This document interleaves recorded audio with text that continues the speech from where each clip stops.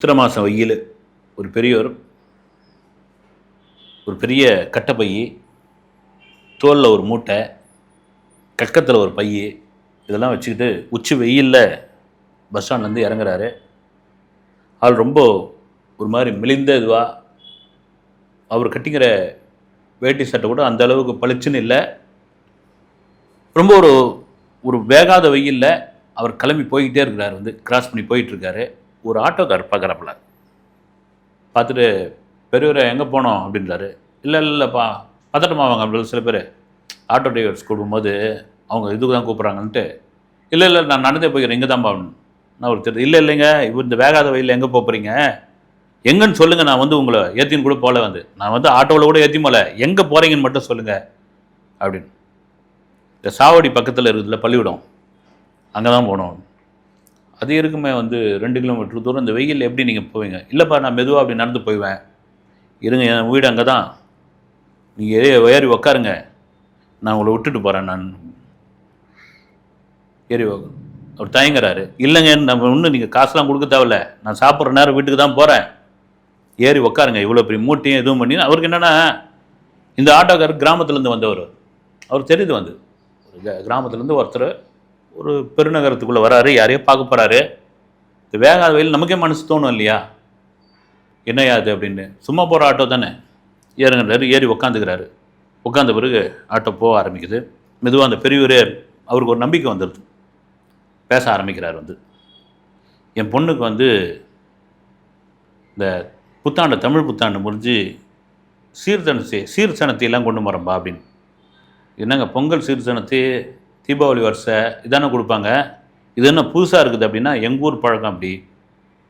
சித்திரை மாதம் ஆனால் இப்படி தான் கொடுப்போம். சித்திரை மாதம் தமிழ் புத்தாண்டு பிறந்த உடனே எங்களுக்கு கொடுக்கறது வழக்கம் அப்படின்னு. புதுசாக கல்யாணம் தான் உங்கள் பொண்ணு அப்படின்னு. ஆமாம்பா, ஒரு பெரிய இடத்துல தான் வாக்கப்பட்டிருக்கா, மாப்பிள்ளை ஒரு பெரிய இடம், நான் சாதாரண ஒரு கூலிக்காரன். என் பொண்ணு தாய் இல்லாத பொண்ணு. அவங்க அம்மா சின்ன வயசில் இறந்துட்டா. ஊர்காரெல்லாம் சொந்தக்காரெல்லாம் சேர்ந்து இந்த குழந்தைய வளர்க்குறதுக்கு நீ இன்னொரு கல்யாணம் பண்ணிக்கினாங்க. முடியவே முடியாது அப்படின்ட்டேன் நான். முடியவே முடியாது, இன்னொரு கல்யாணம் பண்ணிங்கன்னா மாற்றம் தாய் தான், அதுக்கு ஒரு குழந்தை பிறந்தா சித்தி கொடுமைன்னு ஒன்று நடக்கும். அப்படி பண்ணலைன்னா கூட என் பொண்ணை ஒரு தனியாக தான் பார்ப்பாங்க. அதெல்லாம் வேணாம். நான் எத்தனை கதைகளில், எத்தனை அனுபவத்தில், எத்தனை படங்களில் பார்த்துருக்குறேன். கல்யாணம் பண்ணிக்கலாமே இருக்கலாமே என் பொண்ணுக்காக. அதுக்காக நான் பண்ணிக்கல. என் பொண்ணை நான் ஒரு ஒத்த மனுஷனா, ஒரு ஒத்த ஆம்பளையாக நான் வளர்த்தேன் அப்படின்னு. நீங்கள் எப்போவுமே ஒரு ஒத்த பெண்மணியாக, ஒரு அம்மா 10 குழந்தைகளோட வளர்த்துருவா. ஒரு தகப்பன் ஒரு குழந்தைய, அதுவும் பெண் குழந்தைய வளர்க்குறது மிகப்பெரிய கஷ்டம். திணறிடுவான். சொல்லுவாங்கல்ல, ஒரு தாய் பிச்சை எடுத்தால் கூட நம்ம குழந்தைய காப்பாற்றிடுவான்னு.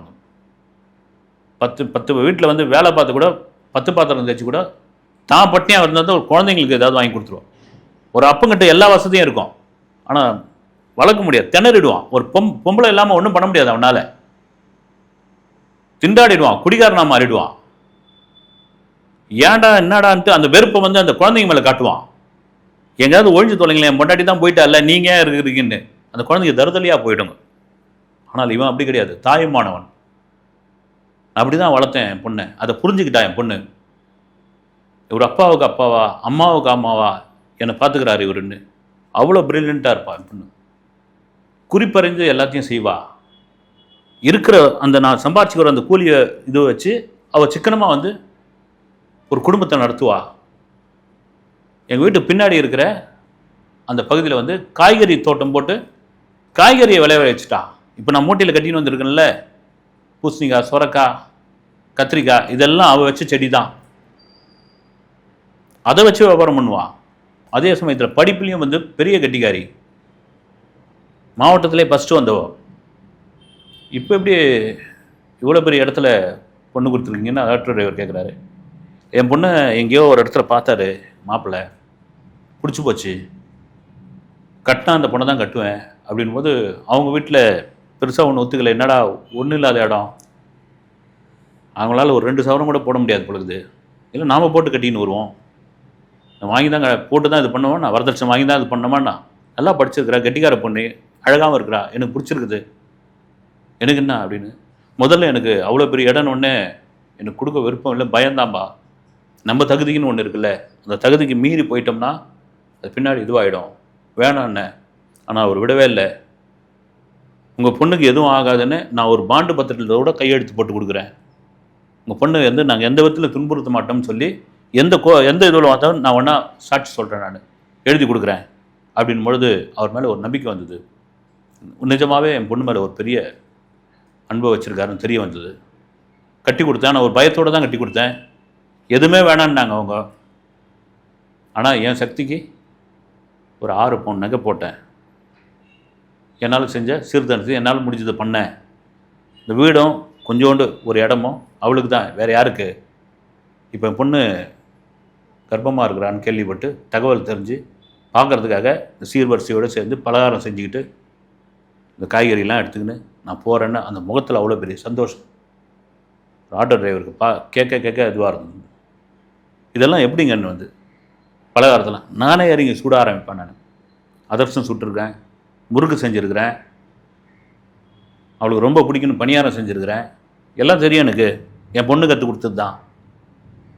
எல்லா காய்கறியும் அது எல்லாம் நாட்டு காய்கறி, உரம் போடாதது எடுத்து வச்சுருக்கிறேன். என் மாப்பிள்ளை மாதிரி ஒரு தங்கமான மனுஷனை பார்க்கவே முடியாது அப்படின்னு அவர் முகத்தில் அவ்வளோ பூரிப்பு வந்து நல்லா வச்சுருக்காரு. ஏன்னா அந்த வீடு சொன்ன இடம் ஆட்டோ டிரைவர் தெரியும், மிகப்பெரிய ஒரு வீடு வந்து மிக வசதியானவர்கள். ஒரு மனுஷன் வந்து அந்த பொண்ணை அங்கே கட்டி கொடுத்துருக்காரு. உண்மையிலே யாரும் அங்கே இப்போ ஒரு ஏழப்பட்டவங்க வந்து ஒரு கோட்டீஸ்வர இடத்துல கேட்குறாங்கன்னா டவுட் ஆவாங்கல்ல, எதுக்காக நம்ம வீட்டில் வந்து பொண்ணு எடுக்கிறாங்கன்னு இருக்கும் இல்லையா? அது மாதிரி அவர் கொடுத்துருக்காரு வந்து. ஆனால் அந்த பெரியவர் சொல்ல இவருக்கு அந்த ஆட்டோ டிரைவருக்கு ஒரு மாதிரி மனசு ரொம்ப கனத்து போச்சு. அந்த இடம் வந்தது, இறங்கிங்க பெரியவர் அப்படின்றாரு. ஒரு 100 ரூபாய் எடுத்து நீட்டுறாரு அவர். இது வேணாம் வைங்க. ஐயோ இல்லை தம்பி, இல்லை வேணாம் வைங்க. எனக்கும் வந்து 3 அக்கா தங்கச்சிங்க, நான் ஆட்டோ ஓட்டி தான் அந்த 3 பேரையும் கல்யாணம் பண்ணி கொடுத்தேன். ஒரு ஒத்த ஆளாக ஒரு 3 பொண்ணு கல்யாணம் பண்ணி கொடுக்குறது எவ்வளோ பெரிய கஷ்டம்னு எனக்கு தெரியும். நீங்கள் ஒரு பொண்ணு கல்யாணம் பண்ணி கொடுத்துருக்கீங்க, சும்மா சாதாரண ஒரு கூலி வேலை செஞ்சு, அந்த கஷ்டம் எனக்கும் தெரியும். நீங்கள் வச்சுங்க, அந்த பொண்ணும் என் தங்கச்சி தான், நான் சதங்கிச்சிட்டேன் இந்த மாதிரி இருக்கட்டோன்னு இவர் கண்கலங்க ஆரம்பிச்சிட்டாரு. அந்த வீட்டுக்குள்ளே போகிறாரு. அவ்வளோ பெரிய வீடு, ஒரு நடுக்கத்தோடு தானே போகிறாரு. ஒரு என்ன சொல்கிறது, ஒரு கூச்சம் ஒன்று இருக்கு இல்லையா? என்ன தான் பொண்ணு கொடுத்துருந்தா கூட ஒரு பயம் இருக்குல்ல. நீங்கள் சாதாரணமாக ஒரு பெரிய பங்களாவுக்குள்ளே நம்ம சாதாரண ஒரு ஆள் போகிறோம் அப்படின்னா ஒரு சின்ன ஒரு பயம் இருக்கும். இங்கே நம்மளை எப்படி ரிசீவ் பண்ணுவாங்க, நம்மளை எங்கே போர்டிகால் உட்கார வச்சு பேசுவாங்களா, இல்லை நம்மளை நிற்க வச்சு தான் பேசுவாங்களா? சாதாரணமாக போகும்போது ஏதாவது ஒன்றுத்துக்கு இப்போ பொண்ணு கொடுத்த இடத்துல எப்படின்னு ஒரு வேலைக்கார பொண்ணு ஓடி வரா, வாப்பா வாப்பா வாப்பா அப்படின்னு. இப்போ தான் வந்தது அவனுக்கு வழி தெரிஞ்சுதா அப்படின்னு. சின்னம்மாவும் ஐயாவும் எங்கேயோ வெளியே போயிருக்காங்க, பெரிய ஐயாவும் எங்கேயோ போயிருக்காரு, அம்மா மட்டும்தான் உள்ளே இருக்காங்க அப்படின்னு அந்த கையில் இருக்கிறதெல்லாம் வாங்கிக்கிறாங்க வேலைக்காரி. நீ நல்லா இருக்கிறியாம்மா அப்படின்னு. நல்லா இருக்கிறேன்பா அப்படின்ட்டு இருக்காங்களான்னு போய் அந்த சத்தம் கேட்டவுடனே அந்த பெண்ணுடைய மாமியார் வந்து வராங்க. வந்த பிறகு அப்படி பார்த்துட்டு ஒரு சிரிச்சுட்டு, என்ன கரெக்டாக 12 மணி வாக்கில் வந்திருக்கிறீங்க, வேறு நேர காலமே உங்களுக்கு தெரியலையா அப்படின் போது சுருக்குன்னு குத்த ஆரம்பிச்சு. சாப்பாட்டுக்கு வந்துட்டிங்களான்னு கேட்பாங்கல்ல, சில வீடுங்களில் டைரெக்டாகவே கேட்பாங்க, என்னங்க சாப்பாட்டுக்கு வந்துட்டிங்களா அப்படின்வாங்க. சொல்லிட்டு வர வேண்டியது தானே அப்படின்னு. அப்போ அந்த லேடி கேட்குறாங்க, இதே தான், ஒரு பட்டன் ஃபோன் உங்களால் வாங்கி வச்சுருக்க முடியாதா? செல்ஃபோனு எல்லாரும் செல்ஃபோனு கிராமத்திலலாம் வந்து ஃபோன் ஆண்ட்ராய்டு ஃபோன் வச்சுட்ருக்காங்க, ஒரு பட்டன் ஃபோன் கூட எனக்கு அது கூட பண்ண தெரியாதுமான்றார் அவர் அப்பாவியா. சொல்லிட்டு வரத்துக்கு வந்து சரி வாங்க வாங்க, இதெல்லாம் என்ன பொண்ணுக்கா, இதெல்லாம் பலகாரமா அப்படின்னு எல்லா பேச்சிலையும் வந்து ஒரு தோரணையும் ஒரு நக்கலும் இருந்துக்கிட்டே இருக்குது. இப்போ அந்த வேலைக்காரியை கூப்பிட்டு, செல்வி அது ஒரு இலையை போட்டு முதல்ல அவர் சோத்தை போடு, அவர் வந்து முதல்ல சோறு துண்டுட்டோம், பசியாகட்டும், இந்தமாதிரி சாப்பாடெலாம் அவர் சாப்பிட்டுருப்பாரான்னு தெரியல அப்படின்னு. அவர் சாப்பிட்டுருப்பாருன்னு தெரியல, அது பொண்ணு வந்து வாழ்நாளில் சாப்பிட்ருக்குமான்னு தெரியல அப்படின்னு சொல்லிட்டு படாலும் ஒரு கதவை உள்பக்கம் இருக்கிற ஒரு ரூமோட கதவை சாத்திட்டு போகும்போது வேலைக்காரிக்கு ரொம்ப மனசு கஷ்டமாயிடுது.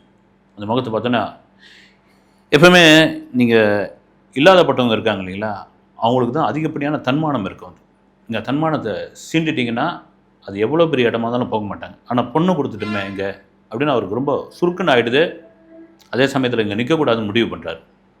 அந்த வேலைக்கார பொண்ணுக்கிட்ட எல்லாத்தையும் கொடுத்துட்டு, நான் வந்தேன், அவசர வேலையாக நான் கிளம்பிட்டேன்னு என் மகக்கிட்ட சொல்லுமான்னு, அப்பா கோச்சிக்காதீங்க, அவங்க அப்படி தான், வந்தீங்க வேகாத வெயில்ல, சாப்பிட்டு போங்க அப்படின்னு. இல்லைம்மா வேணான்றாரு. இதுவாக அந்த பொண்ணுக்கு, அந்த வேலைக்கார பெண்ணுக்கு கண்ணு கலங்க ஆரம்பிச்சிருச்சு. ஏன்னா இவருடைய நிலைமையில் தான் இருக்கிறவங்களா இருப்பாங்க அவங்களும்.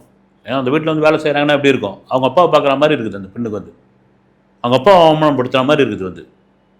அது கிடக்குதுப்பா அந்த பொம்பளை அப்படி தான், நீ உட்காருப்பா நான் சாப்பாடு கொண்டு வரேன்னும் போது, இல்லை வேணாமா கை நகைக்கு விரும்ப, இந்த நடந்ததெல்லாம் வந்து என் மகக்கிட்ட சொல்லாத, அவள் ரொம்ப வருத்தப்படுவா, என்னை எந்த இடத்துலையும் சின்ன அவமானத்தை கூட நடந்தது அப்படின்னா அவள் தாங்க மாட்டா, என்னை வந்து அவர் தாய் மாதிரி தான் பார்த்துக்கிறா, பார்த்துக்கிட்டு இருந்தா எங்கள் அம்மா எப்படி இருப்பாங்களோ அப்படி தான் என் பொண்ணு, அதனால் வேணாம் சொல்லாத அப்படின் போது இந்த வேலைக்காரி அழ ஆரம்பிச்சிட்றான், புலன்னு அழ ஆரம்பிச்சிட்றான். ஒரு இடத்துல வந்து அந்த ஒரு பெருங்குரல் எடுக்கிறா, வாயை பொத்திக்கிறா, அழாதமான்ற, நீ என் பொண்ணு தான் அழாத அப்படின்னு அவர் அந்த தோலில் துண்டை போட்டுன்னு ஒரு வாய் தண்ணி கூட குடிக்காமல் அந்த அந்த நடந்து போகிறத இந்த பார்த்துட்டு ஒரு சொம்பில் தண்ணி எடுத்துன்னு ஓடுறா பின்னாடி. அப்பா தண்ணியாவது குடிச்சிட்டு போங்கப்பா, இந்தாப்பா பிடிங்கப்பா, வயிறாங்க சாப்பாட்டில் இல்லைனா கூட தண்ணியை குடிச்சிட்டு போங்க, பஸ் ஸ்டாண்டு வரைக்குமா அதை தாங்கணும் இல்லை அப்படின்னு நான் தண்ணியை குடிச்சு வாங்கி ஒரு 2 மடக்கு குடிச்சிட்டு அந்த மக மாதிரியே பார்த்துட்டு அவர் கிளம்பி போகிறார். என்னென்னா நமக்கான தகுதின்னு ஒன்று இருக்குல்ல, அந்த தகுதியில் தான் நம்மளை வந்து எப்போவுமே மெயின்டைன் பண்ணுவாங்க. நம்ம எதுவாக இருந்தாலும் அந்த தகுதிக்கு மீறி நாம் போகும்போதோ, அந்த தகுதிக்கு கீழே நாம் இறங்கும் போதோ பல இடங்களில் அவமானப்படக்கூடிய ஒரு சம்பவமாக நடந்திருக்கிறது. அடுத்த வீடியோவில் சந்திக்கிறேன். நன்றி.